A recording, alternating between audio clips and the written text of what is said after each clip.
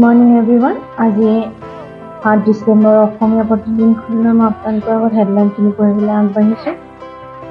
লোকসভাত গৃহীত জম্মু কাশ্মীৰ পুনৰ গঠন সংৰক্ষণ বিধেয়ক। নেহৰুৰ ভুল সিদ্ধান্তৰ বাবে বহু বছৰ ভুগিবলগীয়া হ'ল কাশ্মীৰে, অমিত শ্বাহে প্ৰকাশ কৰিলে। আজি হোমেন বৰগোহাঁই ডাঙৰীয়াৰ উপজা দিনত ৰাজ্যত 23গৰাকী সাহিত্যিকলৈ সাহিত্যিক পেঞ্চন। প্ৰচণ্ড শব্দৰে ট্ৰেন্সফৰ্মাৰ বিস্ফোৰণ, লাকুৱা তাপবিদ্যুৎ প্ৰকল্পত ভয়ংকৰ অগ্নিকাণ্ড। জুই ধোঁৱাই ছানি ধৰিলে সমগ্ৰ অঞ্চল, 50% হ্ৰাস বিদ্যুৎ উৎপাদন। NCRB প্ৰতিবেদনৰ আধাৰত মুখ্যমন্ত্ৰীৰ সংবাদমেল। 2026 চনত অপৰাধমুক্ত হ'ব অসম। জালিয়াতিৰে মাটি দখল তদন্তৰ বাবে SIT গঠন হ'ব, মুখ্যমন্ত্ৰী ডাঙৰীয়াই ক'লে। 2026 চনত ৰাজ্যত নাথাকিব বাল্য বিবাহৰ ঘটনা। বিগত 10 বছৰত ৰাজ্যত অপৰাধ হ্ৰাস পোৱাটো চৰকাৰৰ ডাঙৰ প্ৰাপ্তি। চাৰ্জশ্বীট দাখিলৰ বাবে থকা 32,000 গোচৰৰ অহা বছৰত শেষ হ'ব। আদালতত দোষী সাব্যস্তৰ সংখ্যা বঢ়াবলৈ বেতনধাৰী চৰকাৰী উকিল নিযুক্তি দিয়া হ'ব। শিৱসাগৰবাসীলৈ এটা ভাল খবৰ। পৰিৱেশ বন মন্ত্ৰালয়ৰ সমীক্ষাৰ প্ৰতিবেদনত দেশৰ ভিতৰতে কম প্ৰদূষিত চহৰ অসমৰ শিৱসাগৰ। আগিয়াঠুৰি এনকাউণ্টাৰৰ নতুন মূল, ড্ৰাগছ মাফিয়া নহয় আৰক্ষীৰ চোৰাংচোৱাহে আছিল নিহত আব্দুল। মৃতকৰ পৰিয়ালৰ অভিযোগক লৈ চাঞ্চল্য, আব্দুলৰ কন্যাই ক'লে গোচৰ উঠাই ল'বলৈ আৰক্ষীয়ে দিছিল 10 লাখ টকা চাকৰিৰ প্ৰলোভন। মুখ্যমন্ত্ৰী ডাঙৰীয়াই ক'লে যে পৰেশ বৰুৱা থকালৈকে আলফালৈ যুৱক-যুৱতী অহা বন্ধ নহয়। কামৰূপ মহানগৰ জিলা আয়ুক্ত কাৰ্যালয় পৰিদৰ্শন কৰি মুখ্যমন্ত্ৰী ডাঙৰীয়াই ৰেকৰ্ড কক্ষত ভূমি সম্পৰ্কীয় নথিপত্ৰ পৰীক্ষা কৰে। 5 নম্বৰ পৃষ্ঠাটোত আছে বিতৰ্কিত আলোচনাই দালালৰ বাবে সুৰুঙা উলিয়াই দিয়ে।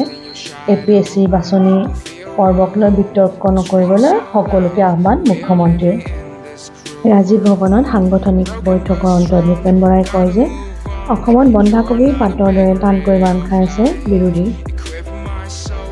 US ৱৰ্ল্ড ইউনিভাৰ্চিটি ৰেংকিঙত আন্তঃৰাষ্ট্ৰীয় পৰ্যায়ত পুনৰ জ্বলিল তেজপুৰ বিশ্ববিদ্যালয়। গুৱাহাটীৰ বাতৰিত আছে গুৱাহাটীৰ ষ্টেচনত বাৰ্মিজ চুপাৰী দম, জব্দ কৰা সামগ্ৰী ৰাখিবলৈ ঠাইৰ অভাৱ, বিমূৰত চৰকাৰী ৰেল আৰক্ষী। উৰিষ্যাত প্ৰবল বৰষুণ, শক্তি হ্ৰাস মিউজিয়ামৰ, আজিও চেন্নাইত বন্ধ থাকিব শিক্ষানুষ্ঠান। জলবায়ুৰ পৰিৱৰ্তনে বৃদ্ধি কৰিব সাগৰ পৃষ্ঠ, চলিত শতিকাৰ শেষলৈ বুৰ যাব দেশৰ উপকূলৱৰ্তী 12খন চহৰ। তদন্তৰ নিৰ্দেশ কেন্দ্ৰীয় স্বাস্থ্য মন্ত্ৰালয়ৰ। বৃক্ক বেচিবলৈ দলে বলে দিল্লীত উপস্থিত ম্যানমাৰৰ যুৱক। দিল্লী আৰক্ষীৰ ব্যাপক সতৰ্কতা, সংসদ ভৱনত আক্ৰমণৰ ভাবুকি খালিস্তানী সন্ত্ৰাসবাদী নেতা পান্নুনৰ। 9 নম্বৰ পৃষ্ঠাত আছে লোক নিৰ্মাণ বিভাগৰ নিবিদাক লৈ সৰব গ্ৰামীণ শ্ৰমিক সন্থা। থলুৱা ঠিকাদাৰক বঞ্চিত কৰি পুঁজিপতিক চৰকাৰৰ বৰপীৰা। 300 কোটি টকীয়া ঠিকা দিব মাত্ৰ 5টা পেকেজত। সোণাপুৰ থানাৰ পৰা GMCHলৈ অহাৰ বাটত যোৰাবাটত অঘটন, 200 ফুট তলত পৰি মৃতদেহসহ বাহন, 9 জন আহত। 11 নম্বৰ পৃষ্ঠাত আছে পৰিত্যক্ত পানীত হ'লগৈ গৰুবন্ধা কুটি। টোপামাৰীত জলজীৱন প্ৰকল্পৰ স্থাপনৰ 11 মাহৰ পিছতো নোলাল পানী। নলবাৰীত 4.44 কোটি টকীয়া পথ নিৰ্মাণত ব্যাপক অনিয়ম। লোক নিৰ্মাণ ঠিকাদাৰৰ গাফিলতিত খহিছে পথ। নিম্নমানৰ কামেৰে ধন সৰকোৱাৰ অভিযোগ, তদন্তৰ দাবী। খেলৰ বাতৰিত আছে ICCৰ মেগা ইভেণ্টত হিটমেনৰ ওপৰতে আস্থা BCCIৰ। T20 বিশ্বকাপত ৰোহিতেই ভাৰতৰ অধিনায়ক। ICC ৰেংকিং T20 বলাৰৰ শীৰ্ষত ৰবি বিষ্ণয়। বিশ্ব যুৱ বক্সিং প্ৰতিযোগিতাত চমক সৃষ্টিৰে ভাৰতীয় দলৰ 17টা পদক। ব্যৱসায় বাণিজ্য পেজটোত আছে 2022-23 বিত্তীয় বৰ্ষত ৰাজ্যৰ 7টা বিমান কোঠাৰ 130 কোটি টকাৰ ঘাটি, লোকচানত চলিছে অসমৰ সকলো বিমানবন্দৰ।